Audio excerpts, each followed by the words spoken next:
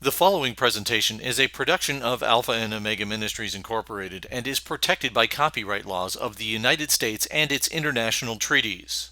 Copying or distribution of this production without the expressed written permission of Alpha and Omega Ministries Incorporated is prohibited. It is indeed my pleasure to be with you this evening. It is a tremendous group we have gathered here, and I hope that we all recognize this is an incredibly important subject. It is my honor to once again debate Shabir Ali. As mentioned, this is the fifth time that we have engaged one another, and I believe that you will be in for a treat this evening because we have great respect for one another, and I think it's because we have great respect for the subject matter that we are addressing.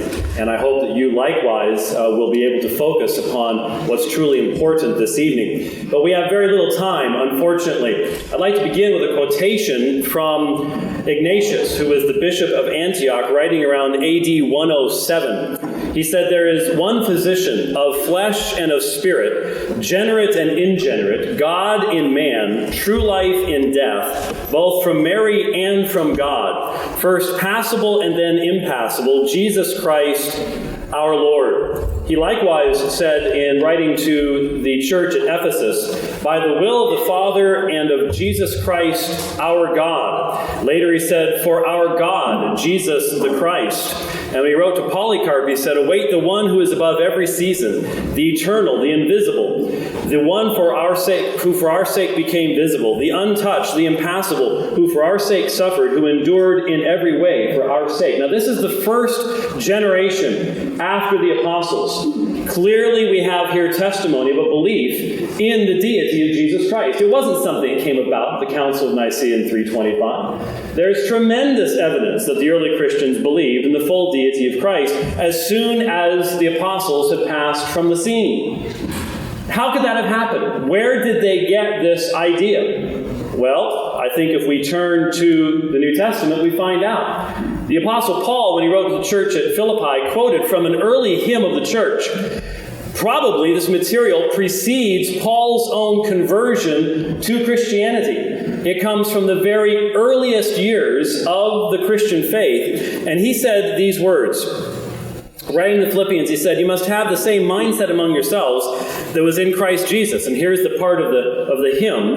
"Who, although he eternally existed in the very form of God, did not consider that equality he had with God the Father something to be held on to at all costs. But instead he made himself nothing by taking on the very form of a slave, by being made in human likeness. And having entered into human existence, he humbled himself by becoming obedient to the point of death, even to death one dies on a cross.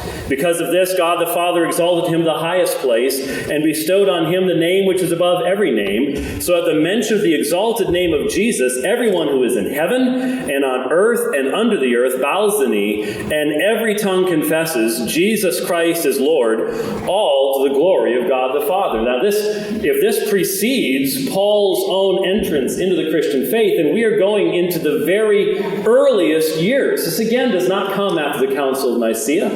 This is something that comes from the very time period when the apostles of the Lord Jesus Christ themselves are still alive. Where could that kind of belief have come from? That is the question we must ask this evening. Because the question is, did Jesus claim deity? And I submit to you that the only way you could have this early testimony, this early witness to the deity of Christ, is because Jesus himself is the source of this belief. In the Gospel of Mark, chapter 2, we read, "And Jesus, seeing their faith, said to the paralytic, 'Son, your sins are forgiven.' But some of the scribes were sitting there and reasoning in their hearts, 'Why does this man speak that way? He is blaspheming. Who can forgive sins but God alone?' Immediately Jesus, aware in his spirit that they were reasoning that way within themselves, said to them, 'Why are you reasoning about these things in your hearts? Which is easier to say to the paralytic, your sins are forgiven, or to say, get up and pick up your pallet and walk? But so that you may know that the Son of Man has authority on earth to forgive sins,' he then said to the paralytic, 'I say to you, get up, pick up your pallet, and go home.'" Do you hear Jesus' point? Here at the very beginning of the Gospel of Mark, Jesus claims authority that is God's alone. And in the question, he asks them, why are you reasoning like this? Which is easier, to say your sins are forgiven, that's something only God can do, or get up and pick up your pallet and walk, which would require the healing power of the Spirit of God? They both mean that I am operating under the very power of God. Why would you have a problem with this? Because they didn't know who he was. And many of Jesus' questions, when he said to the rich young ruler, why do you call me good? That wasn't a denial of his goodness. That was making sure the young man knew who he was dealing with. This use the term Son of Man. Who is the Son of Man? Now, the Son of Man can be used generically of just a human being. But the Son of Man is a very special person. All through the Gospel of Mark, Jesus identifies himself with this language. And finally, in the 14th chapter, when Jesus is on trial, and he's standing before the Sanhedrin, and they can't even come up with witnesses that can come up with a meaningful argument against him. Here we read these words. Again, the high priest was questioning him and saying to him, are you the Christ? Are you the Messiah, the Son of the Blessed One? And Jesus said, I am. Let me stop right there just to our Muslim friends. Jesus identified himself as the Son of the Blessed One. God doesn't have that kind of son by the tongue. I can assure you of that. Son of the Blessed One, that was well known who that was in Jewish theology. And Jesus said, I am, and you will see the Son of Man seated at the right hand of power and coming with the clouds of heaven. Now, I put it into a different color. You can't really see it on the screen there.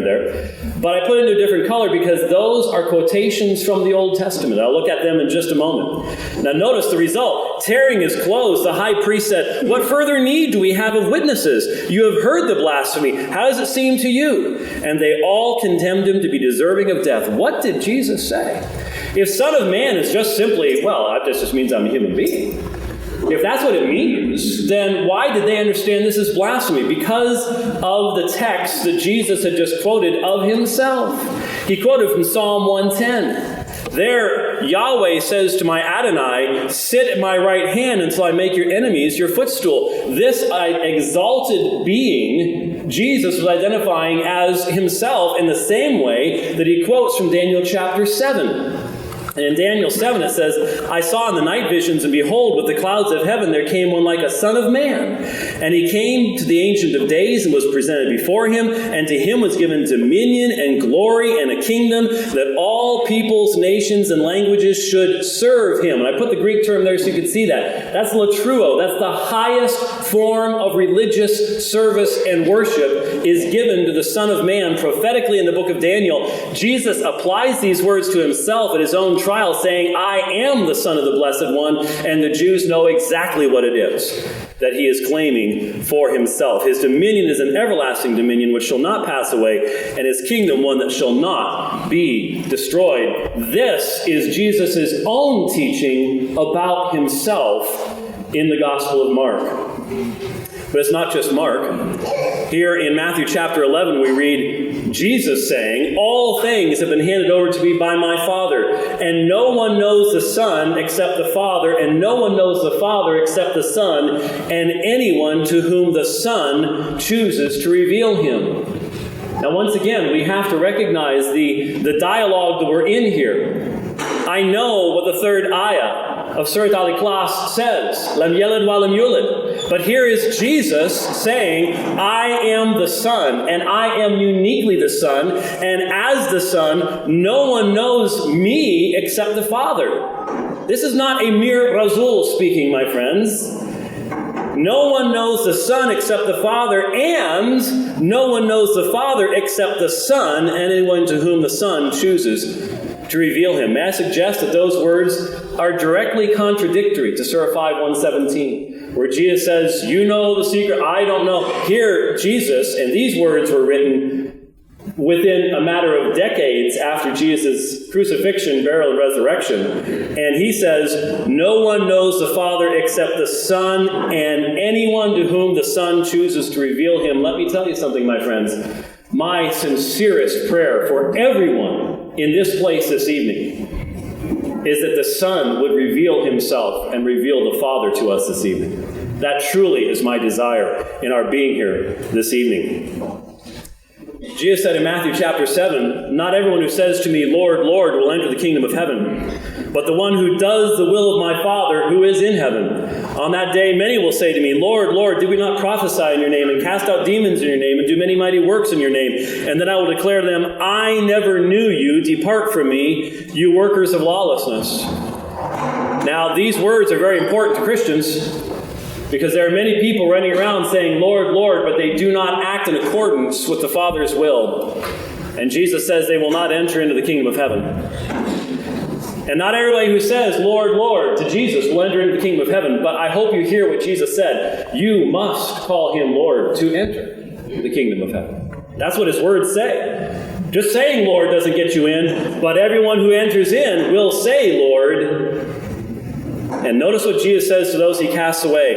"I never knew you." The entrance to the kingdom of heaven, my friends, according to the Jesus Christ of history, was dependent upon your knowledge of him and his reciprocal knowledge of you. You can know a lot about Jesus, but if you don't know Jesus, you don't have eternal life. Jesus goes on to say, "Now he said to them, 'These are my words,'" this is from the Gospel of Luke, "'which I spoke to you while I was still with you, that all things which are written about me in the law of Moses and the prophets and the Psalms must be fulfilled." This is after Jesus' resurrection. He's meeting with the disciples. And he says, "I've told you, everything written about me in the law of Moses and the prophets and the Psalms must be fulfilled." Then he opened their minds to understand the scriptures. Not by teaching, this was a supernatural thing. Jesus has the ability to open the human mind to even understand the very words of God. Whose function is that? Is this not part of where the disciples got this idea? "And he said to them, 'Thus it is written that the Christ should suffer and on the third day rise from the dead, and that repentance and forgiveness of sins should be proclaimed in his name to all nations, beginning from Jerusalem.'" Jesus was the one who began the belief in his own deity and his own fulfillment of biblical prophecy. Jesus is the source of these things. And Jesus came up to them and spoke to them right before his ascension, saying, "All authority has been given to me in heaven and on earth. Go therefore and make disciples of all the nations, baptizing them in the name of the Father and the Son and the Holy Spirit, teaching them to observe all that I commanded you. And lo, I am with you always, even to the end of the age." Here is one who is not just the Jewish Messiah. All authority has been given to him. I submit to you that no mere Rasul can be given all authority in heaven and on earth. This is the exalted position Jesus claimed for himself in Matthew, in Mark, in Luke. You'll notice I haven't even quoted the Gospel of John. But this leads us to the Muslim dilemma. The author of the Quran did not have first-hand knowledge of the content of the Jewish scriptures, the Tanakh, or the Christian scriptures, the Injil. They're never quoted. You don't have the kind of deep knowledge of the Old Testament scriptures that the New Testament writers show in their quotation thereof. Yet the Quran says two conflicting things. The Quran clearly denies the central teaching of the Bible regarding God's self-revelation as Father, Son, and Holy Spirit. And in strong and direct terms, it denies the deity of Jesus, the Messiah. We don't have time this evening to look at Surah 4 and Surah 5, but it's right there. It's very, very clear in what is said. Yet the Quran also claims the Torah and Injil were sent down, and that the Torah and Injil contain light and guidance, and we are to judge by what the gospel contains. We read in Surah 5, 44 through 47, "We revealed the Torah wherein there was a guidance and light by which the prophets who surrendered to Allah judged the Jews. And the men of Allah and the rabbis judged by such of Allah's book as they were bidden to observe and be its witnesses. So fear not men, but fear me. And sell not my signs for a miserable price. Whoever judges not by that which Allah has sent down, such are the disbelievers. And we ordain for them therein a life for a life, an eye for an eye, and a nose for a nose, and an ear for an ear, and a tooth for a tooth, and wounds for retaliation." That's the lex talionis from the book of Leviticus. "But if anyone remits the retaliation in charity as an act of atonement for himself, and whoever judges not by what Allah had revealed, such are the unjust. And in their footsteps, so you've got Allah sending down the Torah to Moses, in which is light and guidance. In their footsteps we sent Jesus, son of Mary, confirming that which was revealed before him. And we bestowed on him the gospel wherein is guidance and light. In the gospel is guidance and light, confirming that which was revealed before it in the Torah. So you see the connection that's being drawn here. The Torah is sent down from God, guidance and light. Now Jesus is sent down. He's given the Injil. There's guidance and light in it as well. And it confirms that which was revealed before it in the Torah, a guidance and an admonition to the God-fearing. Let the people of the gospel judge by that which Allah had revealed therein. Whoever judges not by that which Allah has revealed, such are the corrupt. And to you, so here's the last step. Now to Muhammad, to you we have set down the book, the Quran, with the truth, confirming whatever books were before it, and a witness over them. So judge between them by that which Allah has sent down, and follow not their passions away from the truth which has come to you. For each of you we have appointed a divine law and a traced out way. Now I want to look again at ayah 47. Let the people of the gospel judge by that which Allah had revealed therein. I looked at the root for judge there. I looked at all the uses in the Quran just today. It means to judge, not to correct, not to examine and find different levels of tradition and things like that. It means to judge by what? By what Allah had revealed therein. What's the fihi there? It's the gospel. So what do these words have to mean? For them to have any meaning at all to the people to whom they were spoken, they had to possess the gospel. They had to have the ability to judge and hence not be unbelievers. Now, why is this important? If the people of the gospel were to judge by what Allah had revealed therein, then of necessity the gospel had to exist in Muhammad's day.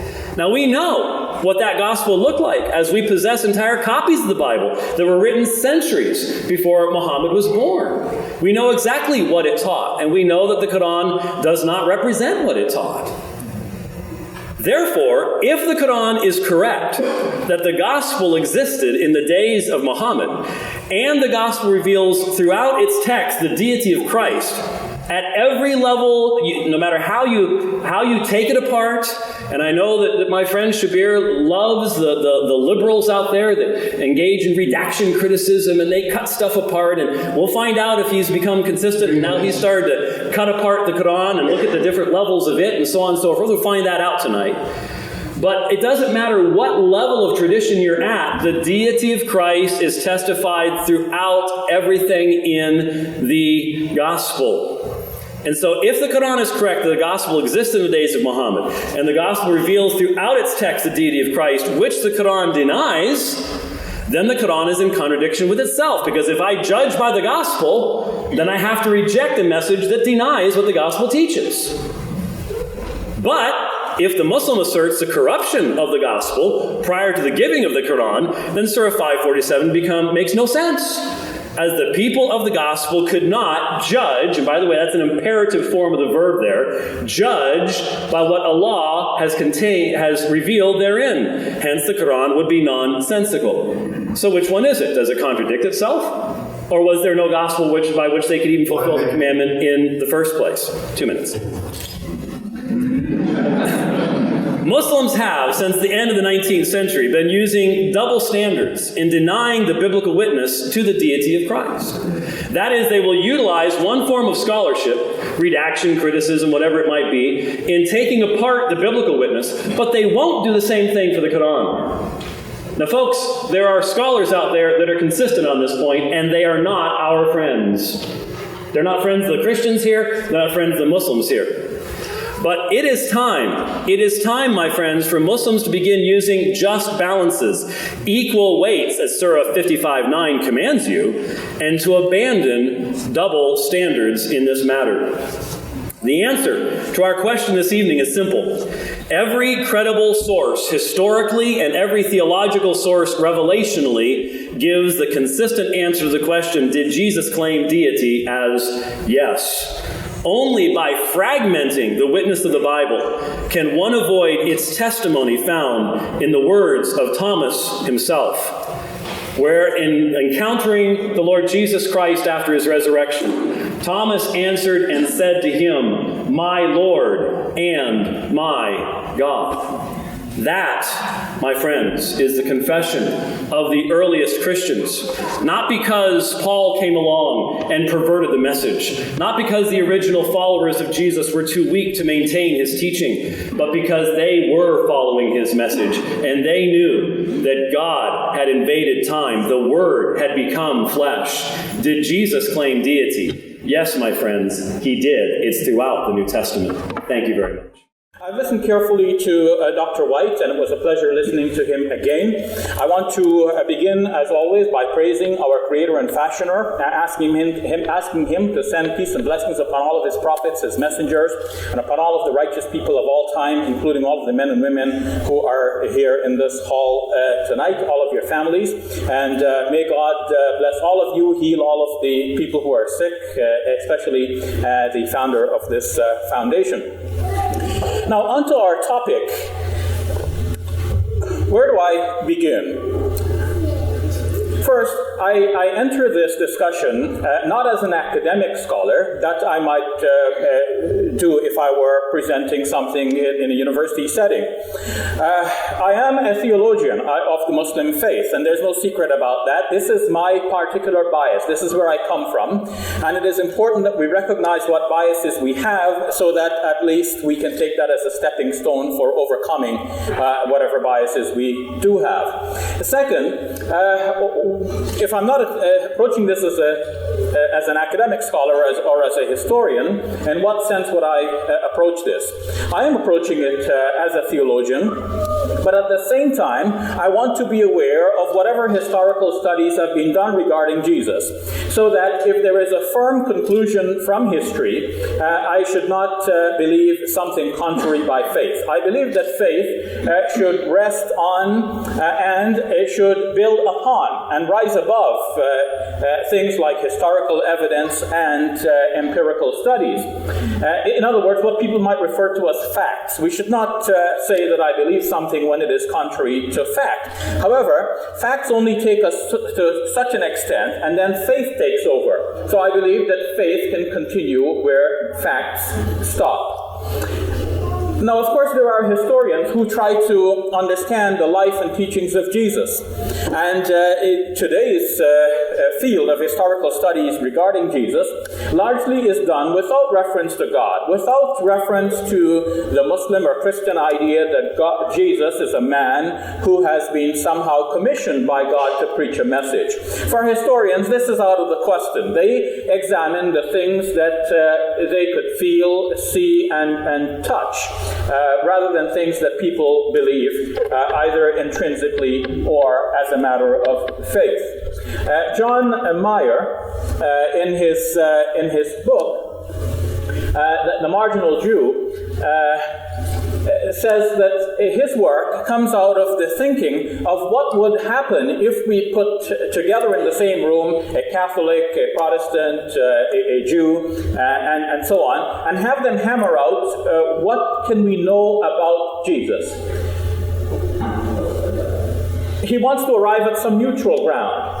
So we should understand what historians arrive at from this kind of study, starting from a neutral ground, and how that affects the faiths of either Muslims or Christians. One of the things I'll admit to you right away is that some of the things that historians now say about Jesus, neither Muslims nor Christians will accept as a matter of faith. Muslims and Christians will say that as a matter of faith, we have some other knowledge that is not available to the historians. We believe that God has revealed a message to us, and that message tells us that Jesus is a man approved by God. And so we take a different approach than what the historians would take. Point in fact is that many historians today believe that Jesus was an apocalyptic prophet. Not only that, they believe that he predicted the apocalypse, the end of the world as we know it, to occur within the lifetimes of his first listeners. Now, this obviously did not happen. The apocalypse did not arrive, and people are still predicting when the apocalypse will occur. So as a Muslim, how do I approach this piece of historical conclusion? I would say that for some reason, the historians are mistaken. It would seem to me as a Muslim that someone else was responsible for putting into circulation those sayings of Jesus which would indicate that the apocalypse will occur within the lifetime of his own disciples. So that failed prediction, from my point of view of a Muslim, cannot come from the lips of Jesus. It must have come from someone else. So I differentiate between the historical conclusions and the conclusions that I have from faith. But does this mean then that by rejecting this historical conclusion, I am, in a way, not being faithful to the facts? Well, history is such that many of these conclusions are based on subjective evaluations of the material at hand. Historians use certain criteria by which they comb through the gospel material and they look at historical events and they ask what could have happened, what must have happened, what is most probably the event that has occurred. And so they form their conclusions that way. Now, if from a faith perspective I have a more firm conclusion, a firmer conclusion than what I can see from the historical evidence, naturally I go with the firm conclusion of faith. With that caveat in mind then, how do we approach the subject of the Gospels and their recorded sayings of Jesus, on whom be peace? We will find in the Gospels that there are sayings of Jesus which show that he is very much a human being, he has limitations, and Muslims would naturally seize upon those sayings and say, look, that is where it shows that Jesus is a man, a prophet of God, just as Muslims believe. At the same time, in the Gospels, there are statements which do not accord with Muslim belief. They place Jesus on a higher level than a human being and than a prophet. Some sayings, in particular in the Gospel according to John, would represent Jesus as literally the Son of God. Not physically, of course, but literally the Son of God, since the Bible presents God as a spirit being, not a physical being. And Muslims obviously will not accept this regarding Jesus. So then how do we come to the Gospel materials with a clear and acute mind, wanting to believe what we believe, and at the same time not ignoring the facts of history, in particular these historical records, the biographies of Jesus? There are certain conclusions which, though subjective in some ways, nevertheless are built on certain hard pieces of evidence. And such conclusions are such hard pieces of evidence are so clear in their implications that although conservative Christians have resisted those pieces of evidence and continue to do so, more and more conservative scholars are now admitting that this is what the evidence is. I'd like to share with you some of what has been discovered regarding the Gospels so that we can understand how to approach the Gospels and how to understand why the Gospels retain both sayings of Jesus which would indicate his limitations and also sayings which would indicate that he is somehow divine. Let me then go to my slides. As the Gospels now appear in the Bible, this is the order. Starting from your left to right, Matthew first, Mark, Luke, and then John. However, scholars generally today believe that Mark was the first of the four Gospels to be written. And hence, this would be roughly the order. Mark first, Matthew and Luke somewhere in between, and finally John. One of the scholars who has contributed to this conclusion, or rather has accepted the conclusion, and is undoubtedly a conservative scholar. Let me check with James. Is Richard Balcom a conservative scholar? Somewhere there. Is F.F. Bruce a conservative scholar? Oh, by the way. Since he is a conservative scholar, I'd like to present to you New Testament History by F.F. Bruce. Thank you very much. You're welcome. Now, both Richard Balcom and F.F. Bruce hold to the idea that Mark was first and John last. Now, this is a very important conclusion, and we'll see where it heads. The dating I've given here for Mark's Gospel is 65 to 75, and that corresponds to the specific dating that has been given by Richard Balcom. Well, I said specific, but obviously it is a range because there is a certain amount of subjectivity involved in trying to determine the precise dates.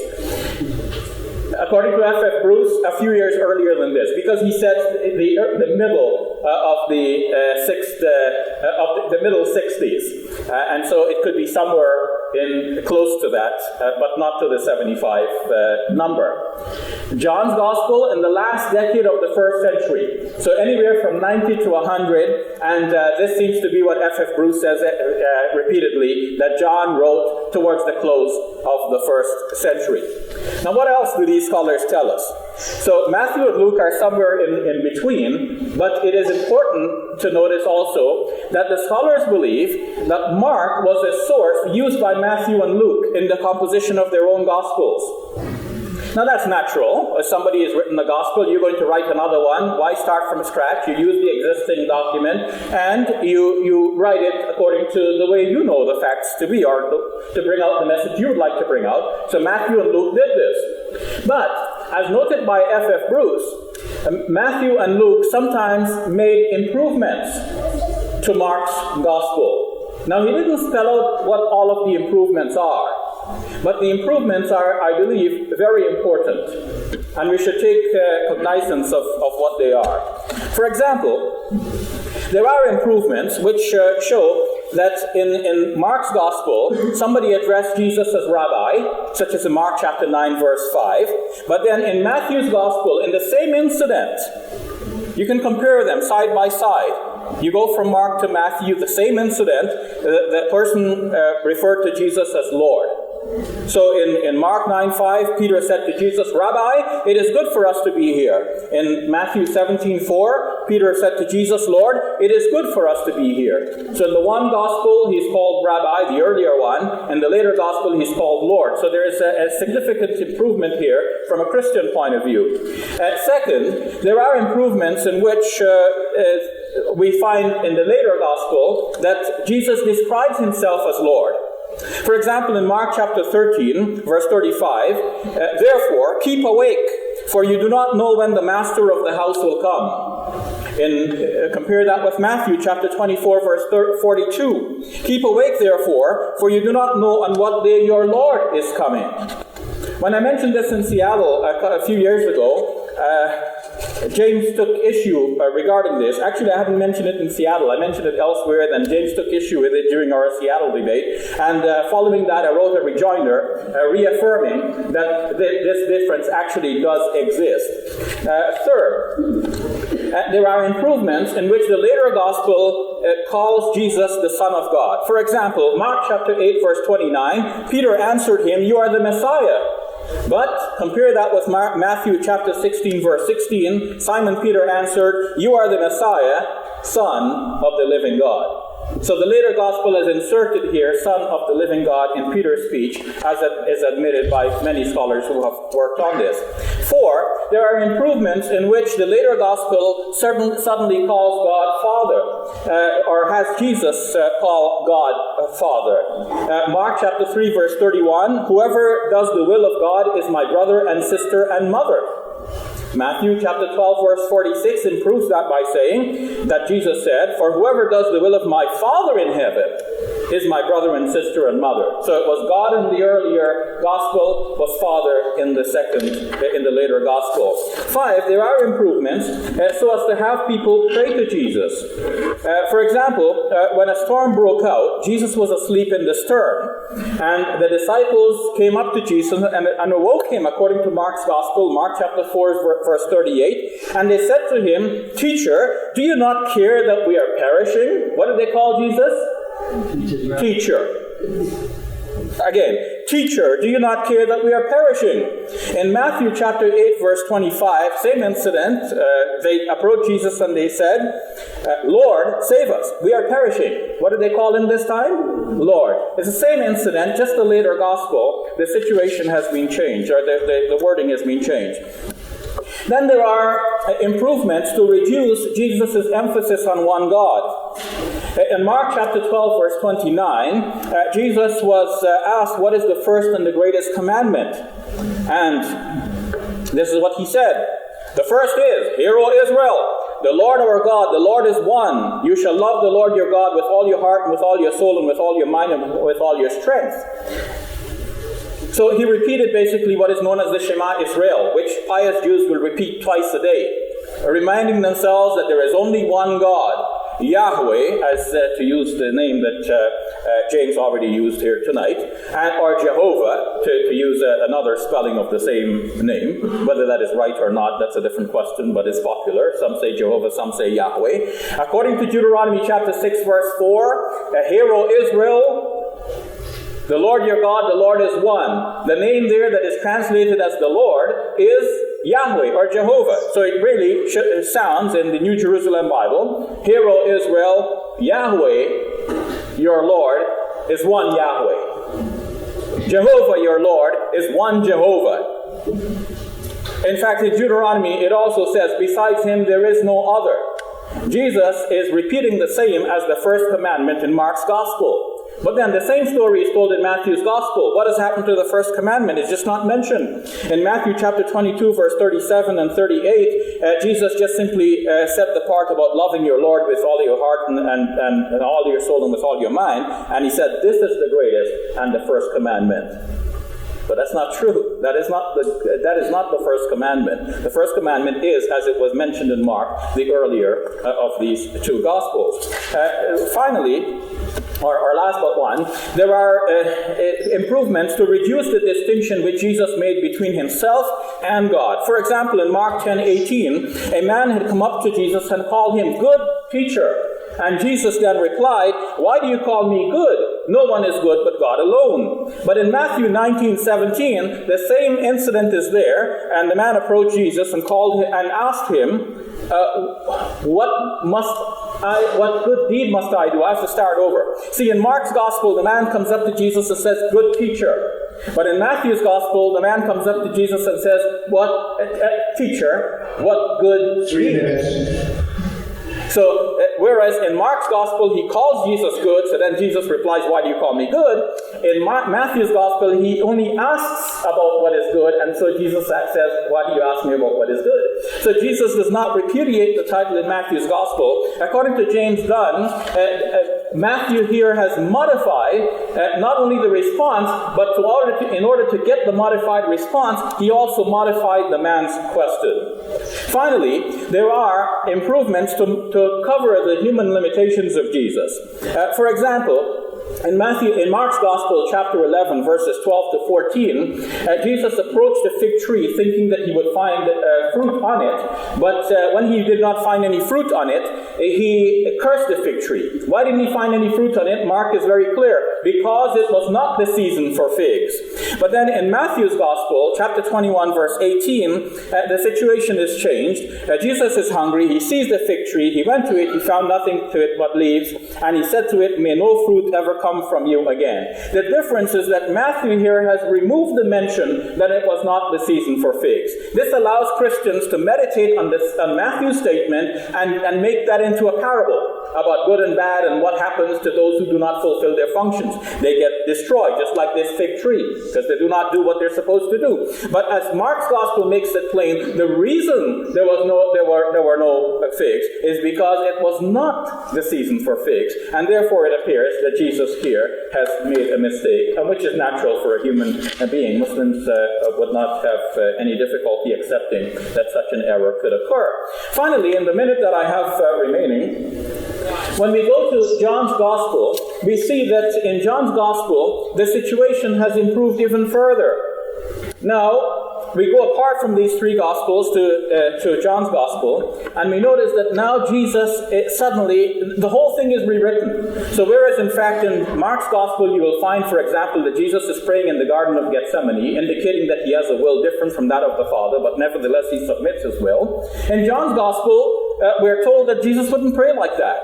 In John 13, when Jesus enters Jerusalem, or when he approaches Jerusalem, he says, "Now my soul is troubled. And what shall I say? Father, save me from this hour? No, it is for this very reason that I came to this hour." So this is a very different presentation in John's Gospel. John doesn't have the Garden of Gethsemane prayer in which Jesus says, "Save me from this hour." In John, Jesus wouldn't pray like that. In the other Gospels, Judas Iscariot is necessary for surrendering Jesus to the authorities. But in John's Gospel, John it has Jesus handing himself over to the authorities. They do not dare arrest him, just his voice blows them over. Right from the very beginning in the Gospel according to John, John the Baptist declares that Jesus is the Lamb of God who takes away the sin of the world. So we have here a developing Christology over time. Why did the early Christians think that Jesus is God? It's because largely John's Gospel and this development over time. Thank you very much.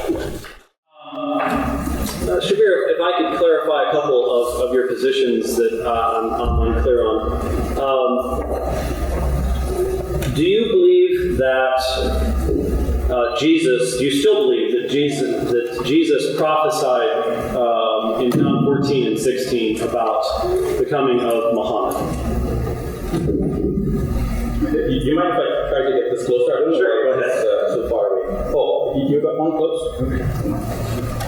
Let me see if there's Can you pull that up a little bit closer? How's that? Sound good then? Okay, it's fine. All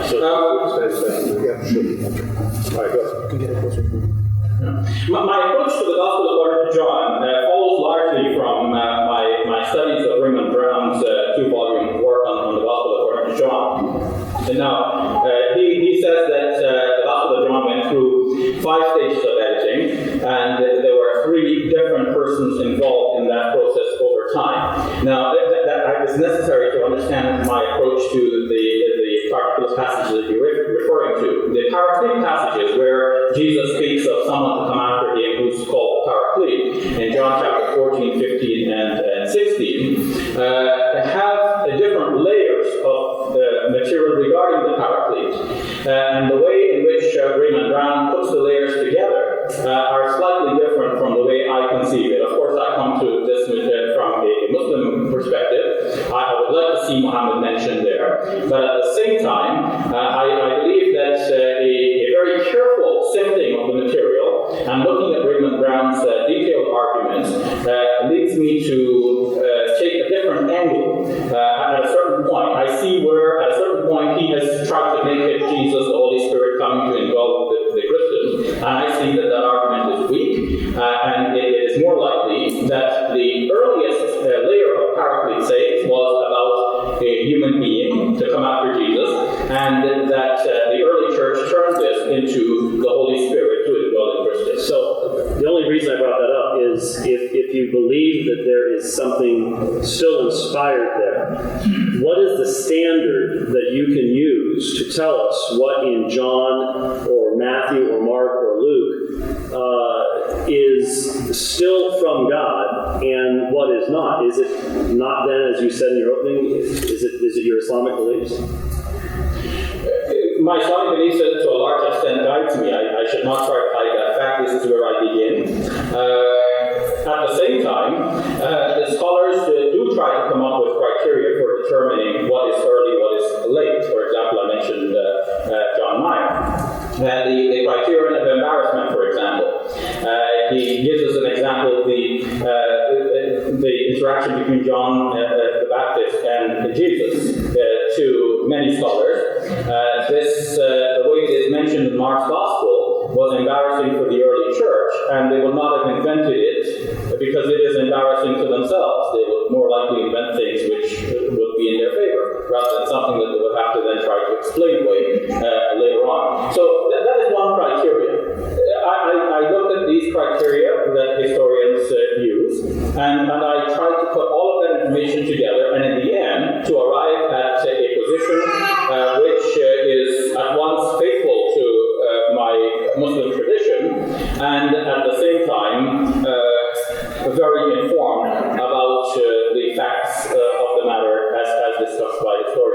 certainly you would be aware that there are many believing scholars who are fully aware of Myers and all the liberals, and yet they continue to believe that the New Testament is a consistent whole. And what do you do then when you see someone like myself who knew all this stuff, to be honest with you, before you did, because I went to Fuller, and believe me, you go to Fuller Seminary, you're going to hear all this from the beginning.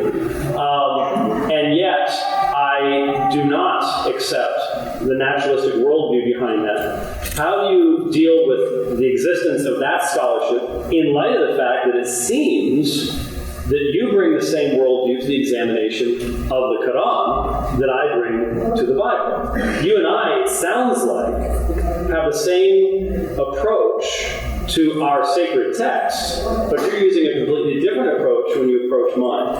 This is something we've talked about many times before, but I still think it's vitally important. How do you deal with shifting to a completely different worldview to criticize my text when you would object to my using that worldview to criticize yours? I don't believe that I am inconsistent in this. The way I see it is that in studying the Quran, I listen to Muslim scholars, but I also read works by non-Muslim scholars who criticize the Quran.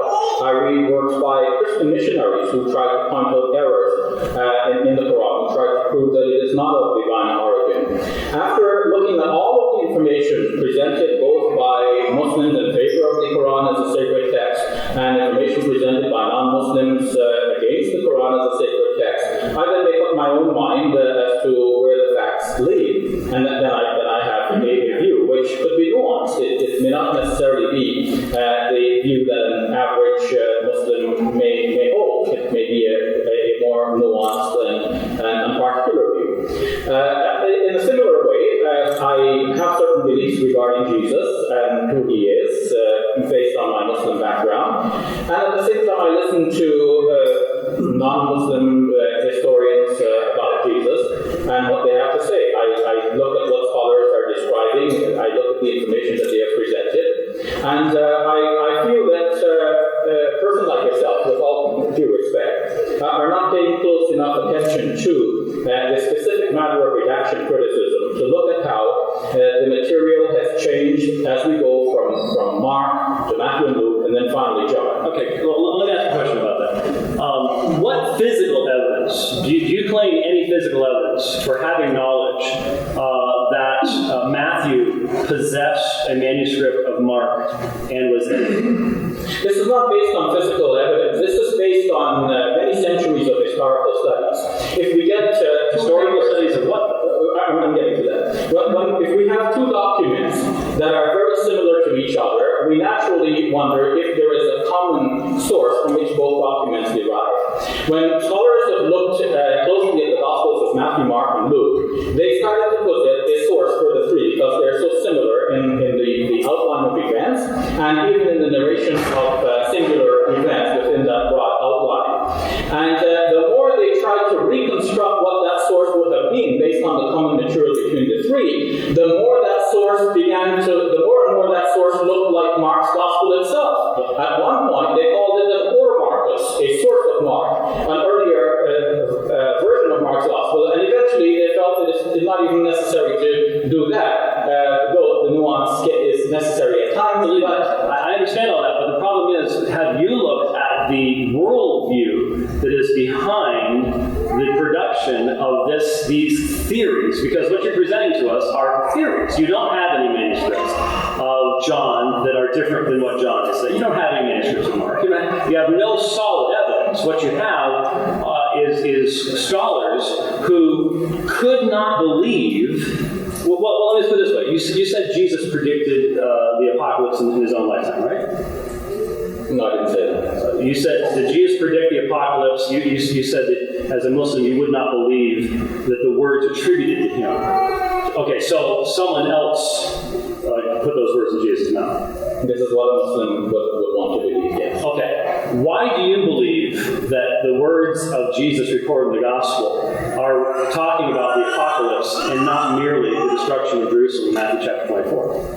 The studies regarding this have led to very clear conclusions. The sayings which are attributed to Jesus speak about the destruction, and says that many of those who are standing here will not taste death until it happens. And it also says that this will happen within the lifetime of this generation. This generation will not pass away until all of these things happen.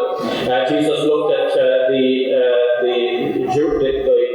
temple wall, the western wall of the Jerusalem temple, and he said that the destruction will be so complete that not one brick will be left standing on another. But as Raymond Brown points out in his book, Jesus, God and Man, the wall is still standing tall. So a Muslim would say this is not the words of Jesus. These are something else that people have attributed to Jesus. So here's my question. The Christian scholars, well, for almost 2,000 years, have answered all of those objections and demonstrated what Jesus is talking about. Why is it that you listen to and apply the liberals who do not believe in inspiration and do not believe in a prophetic voice, when you as a Muslim have already said you believe in a prophetic voice, and you would apply in interpreting the Quran about the sun setting in a muddy pool of water, you would interpret that in a literary genre and allow that. Why don't you allow one stone left upon another to be interpreted in the exact same way, that is complete destruction, not, well, there's a western wall over there, I think I see 2 bricks, therefore he was wrong. I see a complete distinction in the application of that worldview that you're using to my scriptures than you would use in interpreting your own. First of all, it's not just 2 bricks of the entire western wall.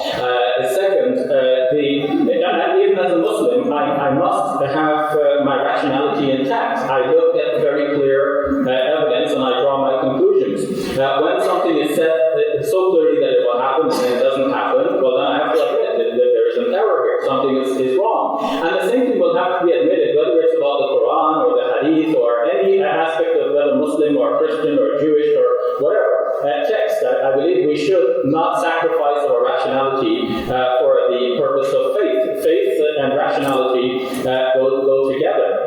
One informs the other, one inspires the other. Dr. Valley, it's your turn to have a question, Dr. White. Okay.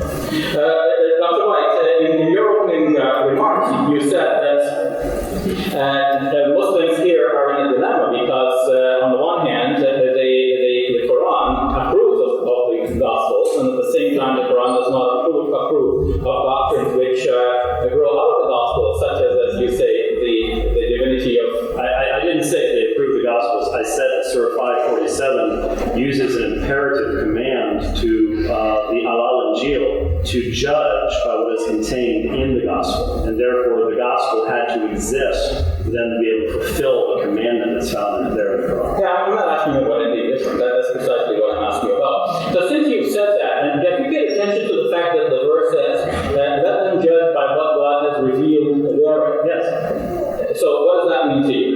Well, obviously, given the flow of 544 through 48, it is an argument, literally, for the prophethood of Muhammad. It's the Torah is sent down to Moses, in which is light and guidance.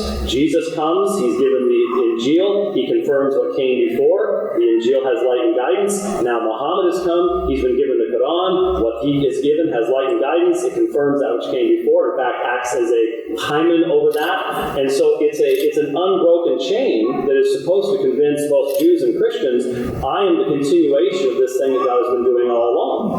And so what was said is, if you will not judge, if the Jews will not judge for what's in the Torah, and if the Christians will not judge for what's in the Injil, they are kafirs, they're unbelievers, they are the unrighteous. And so they're being told to judge by what is contained in what they possess. And so the only way that could have a fulfillment is if they actually possess the Injil, in which is light and guidance. Because if what they possess has been corrupted, then there's no light and guidance left. Oh, left in it. What if there is some light and guidance left in it, though all of it is not still its original and pure form? Well, it would seem to me that there would be some incumbent necessity upon the Quran to give warning and say, look, and here's how you determine. Because I listened to you just on Tuesday, and again, since some of these recordings are very old, I want to find out whether you still hold these positions or not. I don't want to assert something to you that you no longer hold. But you actually quoted Surah 547 from the Quran, either in a debate against the oneness fellows, or a fellow had a very high-pitched British voice. I don't remember which one it was. Maybe that doesn't tell you anything. But you quoted it, and you said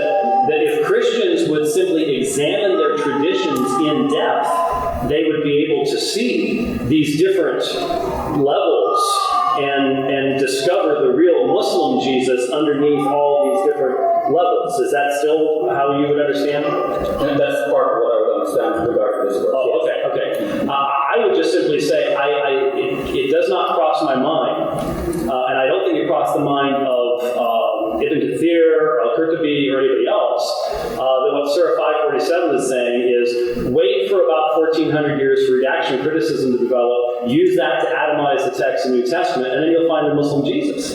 Because no one that Muhammad was talking to at that time would have any earthly idea of what he was talking about. And I think that if the Quran makes an argument that was meant to be convincing to the people to whom it was addressed, they would have to have some idea what the argument was. Okay, I'll address this in my rebuttal, but let me move to a different topic. The Gospel according to Mark, as I've said, according to these scholars, Raymond and Richard Malcolm and F.F. Bruce, is the earliest of the four. Do you agree with that? No. So I agree with Nancy Wright. We don't know. We do not have any evidence.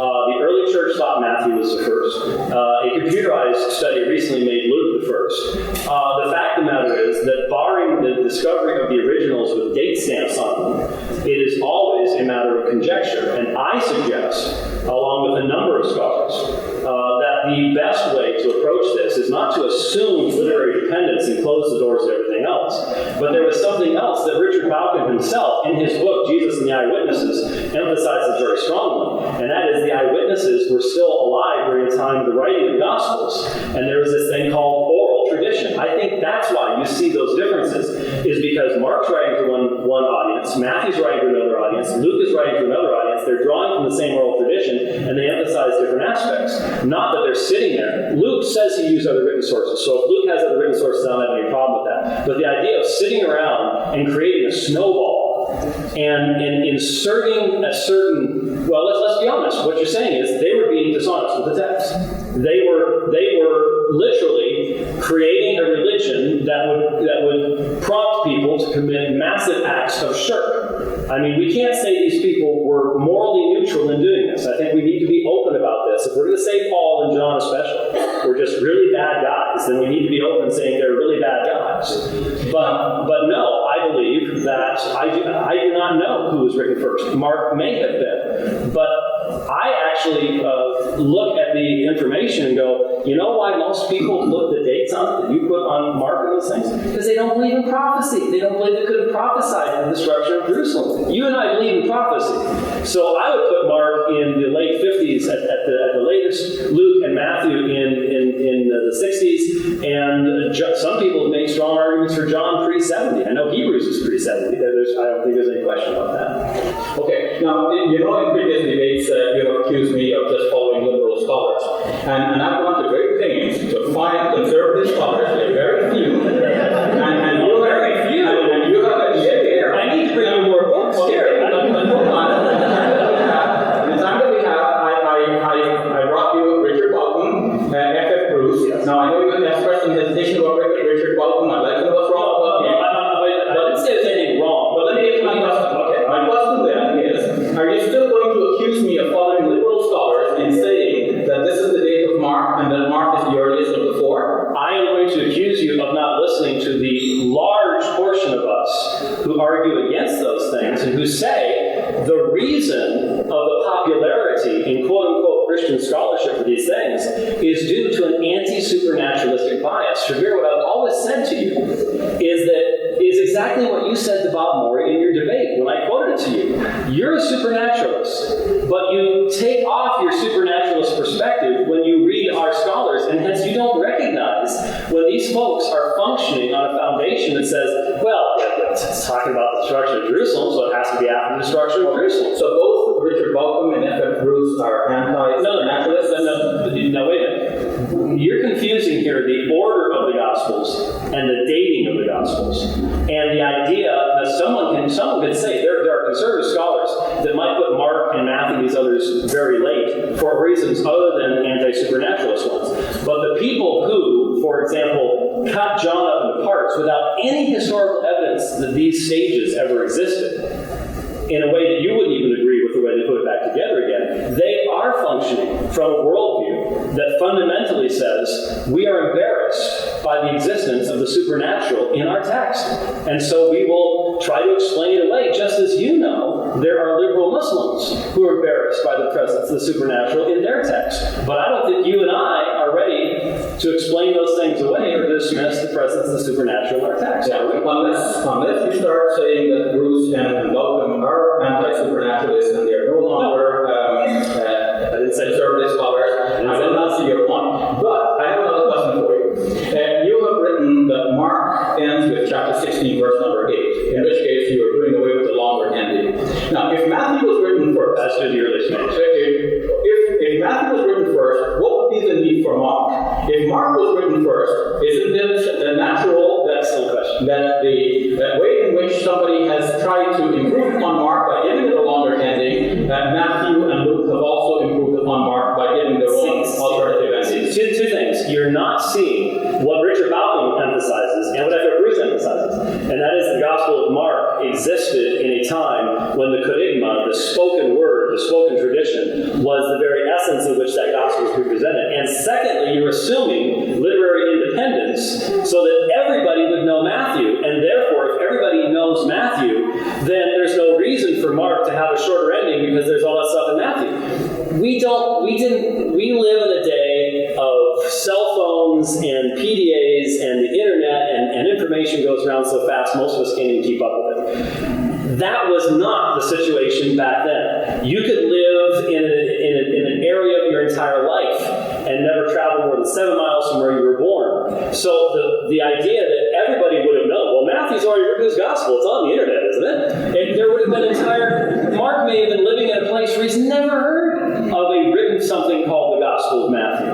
And so the assumption, I think, misunderstands the context. And I didn't say that F.F. Bruce and Richard Malcolm are liberals. I said I would have differences with both of them on certain aspects.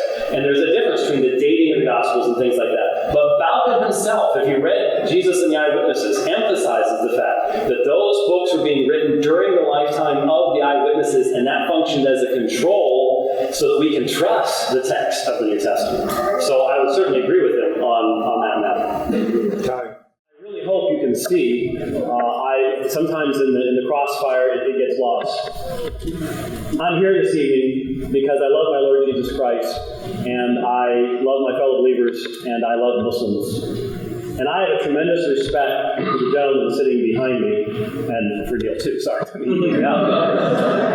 really the point. He just wants to ride back to the Yeah, it's true. This is the 5th time Shabir and I have engaged each other.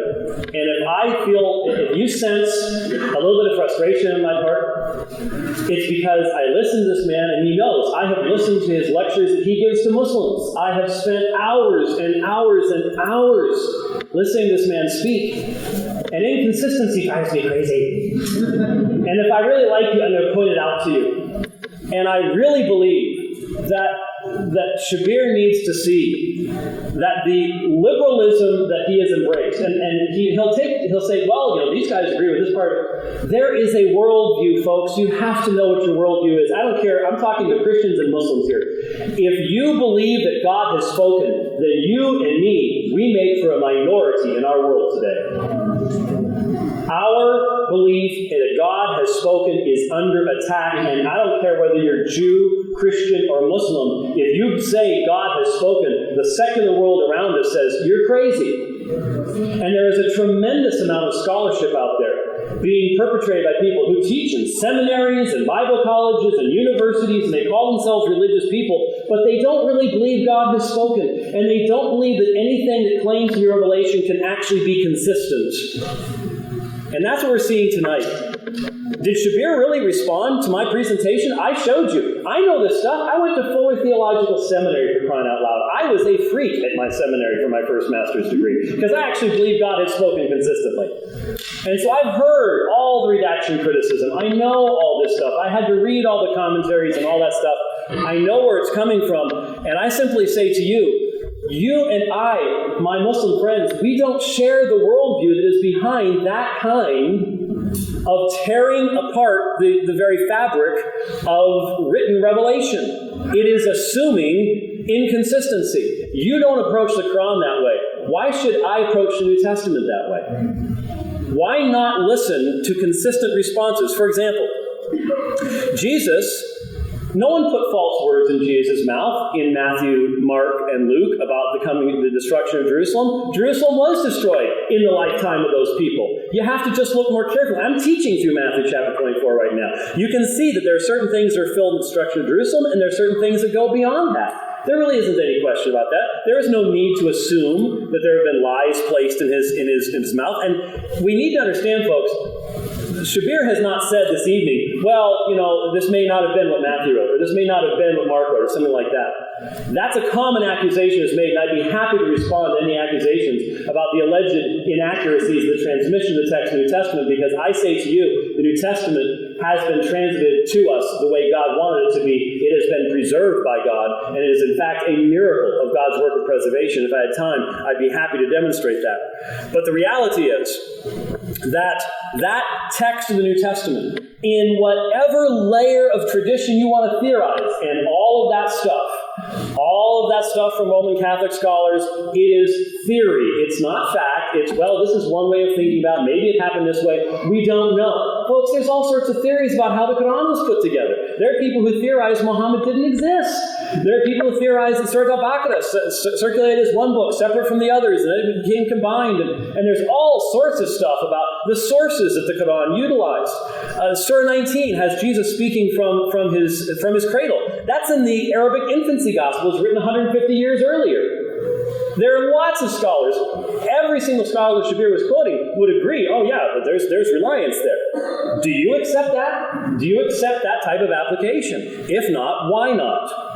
And if you want other people to handle your text fairly, you need to listen to what we're saying when we try to handle our text fairly.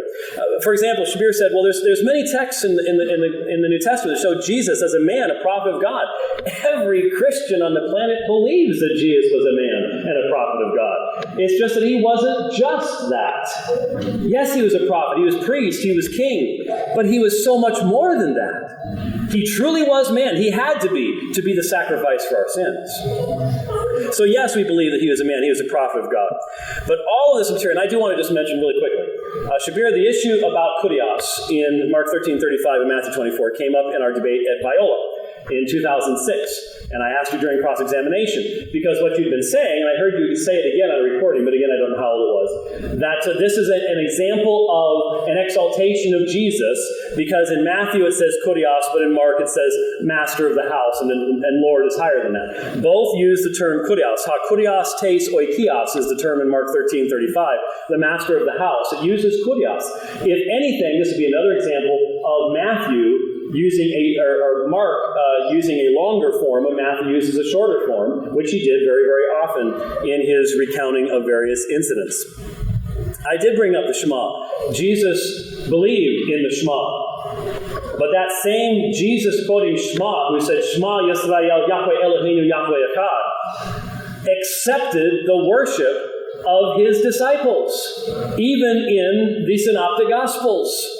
How can you deal with that? How can you deal with the fact that the Apostle Paul, writing within the first decades, takes that very same Shema in 1 Corinthians chapter 8, and he sees its fulfillment in the coming of the Son, that there is one God, the Father, and one Lord, Jesus Christ, using the very same language from the Greek Septuagint that the Shema was expressed in, that most Jews who did not live in Palestine would have understood it. And by the way, the fig tree issue, why was Jesus talking about the fig tree? And why are Muslims so fascinated with the fig tree issue? It's come up over and over again. Folks, the fig tree represents Israel. Jesus is going into Jerusalem. He is about to have all the encounters with the Jewish leaders. He's saying that Israel looks like it has fruit. It's got all the outward trappings and the pretty buildings and the prayer shawls and everything else. But there is no fruit. There is no real life. That's what the whole fig tree parable is all about. It wasn't Jesus ignorant of what time figs were. He grew up in that area.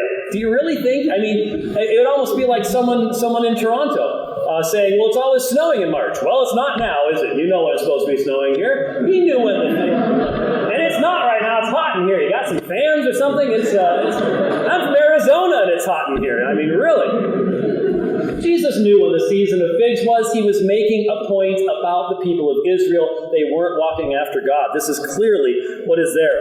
When you look at the crucifixion narratives that he brought up, well, Mark has one view, John has the other. I'm working through those right now and teaching, and my friends, again, I just find this to be a very surface level reading of the text. The truth is much deeper, and if you'll just allow the text to speak for itself. But these folks will not allow, the folks that Shabir, I think, has been most deeply influenced by, will not allow the text to speak for itself.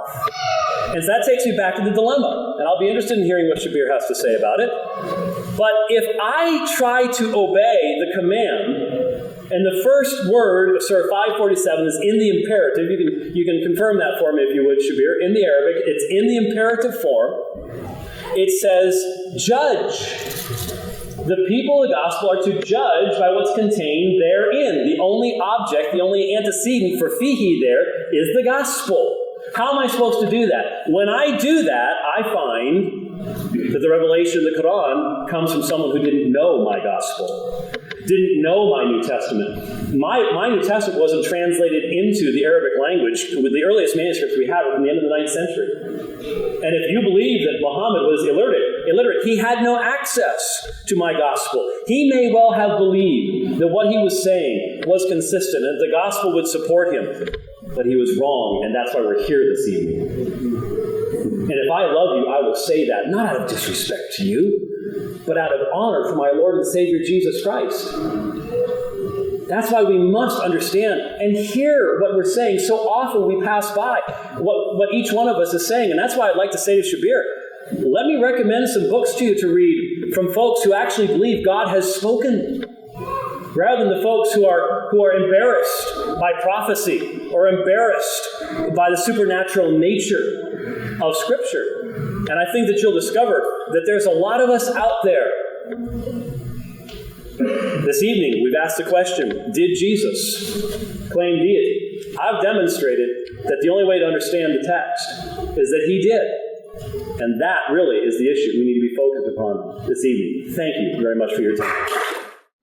Folks, to respond to what James said and to make sense of the cross-examination period, first of all, I would say that Quran 5 verse 47 is not telling Christians that all of the Injil is preserved and accurate and is the Word of God. It says, وَلْيَحْكُمْ أَهْلُ الْإِنْجِيلِ بِمَا أَنزَلَ اللَّهُ فِيهِ. Let the people of the gospel judge by that which God has revealed therein. So it is not all of it, it's what God has revealed therein. Some of its contents are hudan wa nur, guidance and light. But have you ever read any list of ingredients of the things that you eat?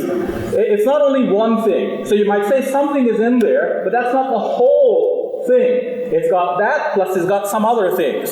So from the Quranic perspective, the Injil does have some truth and guidance from God, but it has other things besides. And in my presentation, I've illustrated what are some of these other things. There are changes. So that whereas in fact in Mark's Gospel, Jesus appears on many occasions as a human being with limitations, subscribing to a God, a higher power than himself, in the later Gospels there are attempts to remove that distinction between Jesus and his God, and to make Jesus appear more and more divine as we go from Mark to Matthew and Luke, and then finally to John.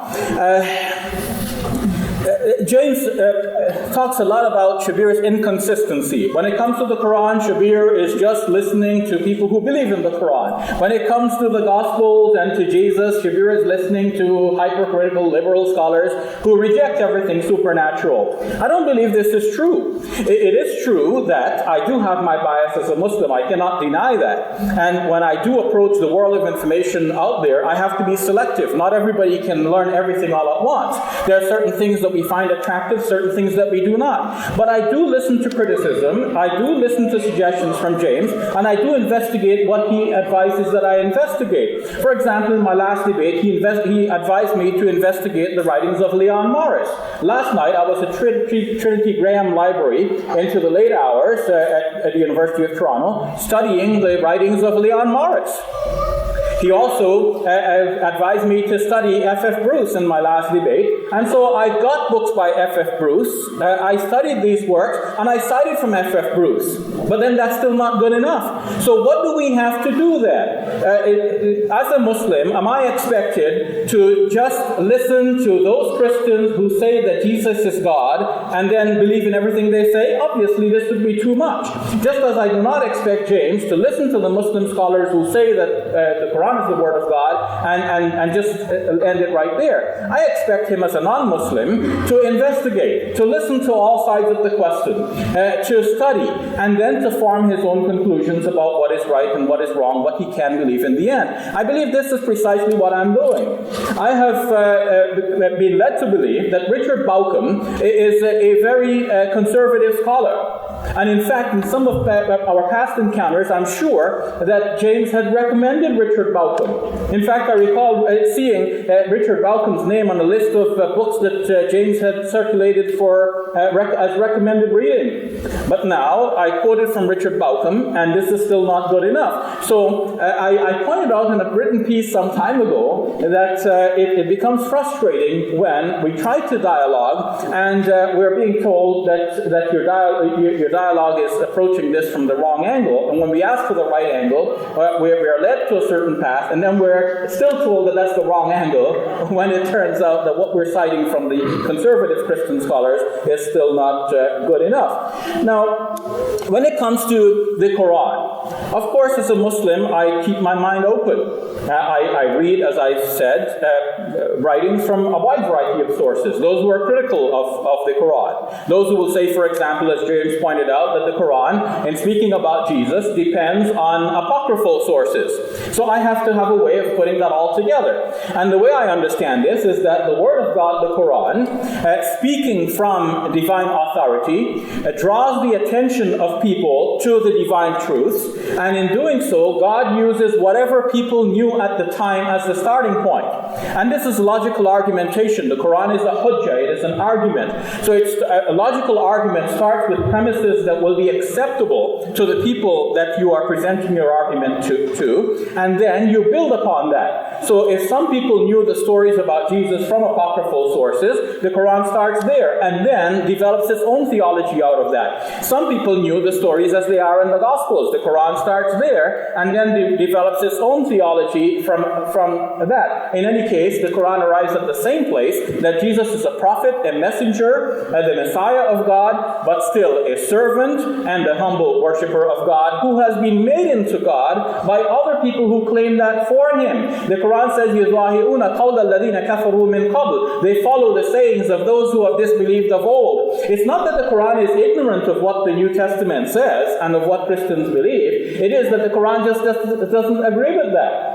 The Quran, in fact, when studied carefully, shows detailed knowledge of what Christians believe. And in my cross-examination, I asked James about his view regarding Mark's Gospel, ending at chapter 16, verse number 8, in which case there is no description in Mark's Gospel of Jesus actually appearing to his disciples after the event of his burial. There is a promise that he will appear in Galilee, but no description of his actual appearance. The last we hear is that women fled from the tomb, telling no one about this because they were afraid. So the question is, how did anybody hear about this if the women told no one?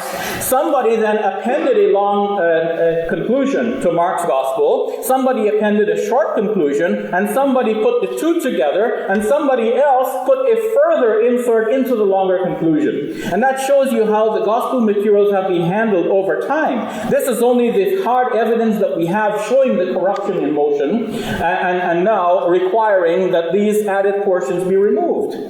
But we don't know what happened during that oral period. Didn't James say that the material was transmitted orally for a while? Well, we don't have the hard evidence of how the changes occurred. But if you have something in writing before you and you're still going to change it, then we're going to ask you, what did you do during the oral period? When there was nothing to cross-check against what you are writing. So if the writing was changed, then the oral tradition was probably changed even more. And this is the Quran's point, that people said things regarding Jesus which are not true. They made him into a god. James replied to my statements regarding the destruction of the temple wall. He was responding to the destruction of Jerusalem. That's not my point.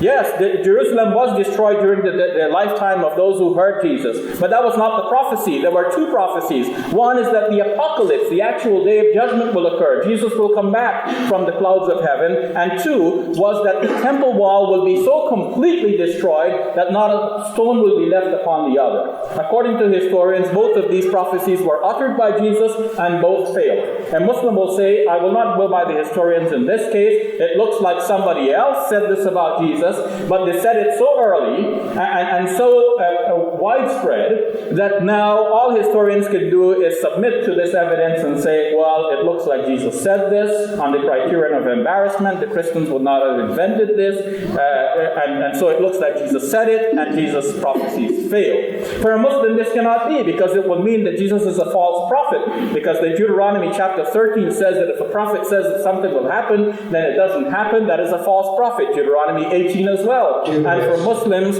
Jesus is a true prophet. So we don't accept all of what these liberal historians are saying, but we keep an open mind, we examine, and we study. What about the fig tree episode? James did precisely what I said that Christians do. They go to Matthew's recollection of the event, and then they make that into a parable, into a story, into a lesson. And then he made a lot of fun about it. I enjoyed that. James, you're very funny about the weather and Jesus knowing about the seasons. But Mark is very precise. The reason that the tree had no fruit is because it was not the season for figs. Jesus went up thinking that he will find fruit, but then he did not find fruit because it was not the season for figs. In Mark's narrative, it is very clear that Jesus was mistaken, and then Matthew tried to correct that to remove this clear conclusion that Jesus was mistaken. So, finally, Mark's Gospel, ending as it does. What has happened after all of these people tried to put the long ending, the short ending, and so on? Mark's Gospel was not deemed sufficient to proclaim the Christian faith. And James, in his book, mentioned that this is the reason why people added. Well, why did Matthew and Luke write other Gospels? Not only because Mark was in short supply, but because they wanted to now show the faith in Jesus. Jesus did appear, and here is the story. That's according to Matthew and Luke. Revising the story, John revised it even further. We want to get back to the true original story. That, to me, is the Quranic depiction of Jesus. Thank you very much. Well, may I say thank you to all of you who have stayed for the entire evening. Thank you for being here and listening very attentively. Thank you very much to all who made this available to us, this fine facility. Thank you for being a respectful audience, and thank you very much, Shabir, for once again engaging in debate with me. I do look forward to our future engagements, and I hope that they will be just as useful to folks. I hope that you have an understanding of what the issue this evening was. I truly believe that what I presented to you was clear evidence that Jesus claimed deity for himself. I demonstrated this by a consistent line of testimony, starting with the earliest Christians. I went back through Paul, quoting from an early hymn of the church. I went back to Jesus himself, and I demonstrated that Jesus himself utilized language that specifically identified him as God in a way that could not be mistaken. What has been the response to that? The response has basically been to cast doubt upon the accuracy of what we have today. Not really the transmission of the text, interestingly enough, though that's a direction that many Muslims will go, but to cast doubt and say, well, we can see theoretically that there is a development here, or there is an addition here. However, we saw in the question and answer period that there are counter examples to that, and it's difficult for you to maybe grasp hold of all these things in a short discussion that we might have here, but there have been sound and consistent Christian responses to every one of the criticisms that Shabir Ali has leveled for a very, very long time. And here's what I want the Muslims to hear. I suggest to you that if you take the time to look at those responses, you will discover that the worldview behind them, the worldview that allows God to speak with clarity, is the same worldview that you would hold as a supernaturalist. And that the people who would not allow the New Testament to give us a specific testimony to the deity of Christ, or would say, well, theoretically, maybe this was an addition, or theoretically, maybe that happened, that the worldview of the people who who take that perspective would not be consistent with your own. That really becomes the issue here. And I really would suggest to you, if you would take the time, one of the questioners had just taken the time to read the Gnostic Gospels. My friends, if you will read the Gnostic Gospels, if you'll take the time to read that, please read Matthew, Mark, and Luke. You will find that the people who wrote Matthew, Mark, and Luke believed in the God of Abraham, Isaac, and Jacob. And that the people who wrote the Gnostic Gospels didn't believe in that God, and in fact reviled that God. And if you'll take the time to just understand that what we have is all of the earliest evidence points us to the same conclusion. And here's my question for all of us this evening. What if those texts I presented to you are right? What if Jesus Christ, when standing before his accusers, identified himself as the Son of Man who is worshipped by his followers and is given a kingdom that will never end and is worldwide? What if that, which is part of the earliest tradition even from the liberal perspective, what if that is true? My Muslim friends, what if every breath that you have and every beat of your heart actually comes from the hands of Jesus of Nazareth? What if he truly was the incarnate one? You cannot treat him as a mere Rasul. The Jews did that in John chapter 8. They would have accepted him as a Messiah. They would have accepted him as a prophet. He raised the dead. It's pretty hard to argue with that. But what they rejected was that he truly was the eternal one, that he had come into human flesh. And Jesus said to them, unless you believe that I am, you will die in your sins. That sounds very final to me, my friends. And so have you ever pondered, what if Jesus was telling the truth? What if this message, which existed for hundreds of years before the Quran came into existence, what if it's true? What will you do with a Jesus who can stand before his accusers and say, I am the Son of the Blessed One, and you will see the Son of Man coming with clouds and with power? Are you ready to meet that Jesus? That is the Jesus I believe in. That is the Jesus I pray will reveal himself to you even this evening. Thank you very much for your listening. Thankful for all of your responses during the Q&A, and I hope that we'll have some further discussions even after we close. And I look forward to further dialogue with Dr. White on the question of salvation. Now, to sum up what has happened here tonight, in my own view, it seems that I presented 8 examples from the Gospels to show that Matthew and Luke, in particular Matthew has evolved the story from the way it was in Mark for these particular reasons. 1, for having people call Jesus Lord. 2, for having Jesus describe himself as Lord. 3, for having Jesus or calling Jesus the Son of God. 4, for calling God Father, having Jesus call God Father. 5, having people pray to Jesus. So you find in the earlier gospel, nobody prayed to Jesus, they didn't know what to do. In the later gospel, suddenly they call him Lord and they're praying to him. 6, to reduce Jesus' emphasis on one God. 7, Matthew made changes to reduce the distinction between Jesus and his God. And 8, Matthew made changes to cover the human limitations in Jesus as is evidence from the previous narrative of this story. So how did we get to that situation?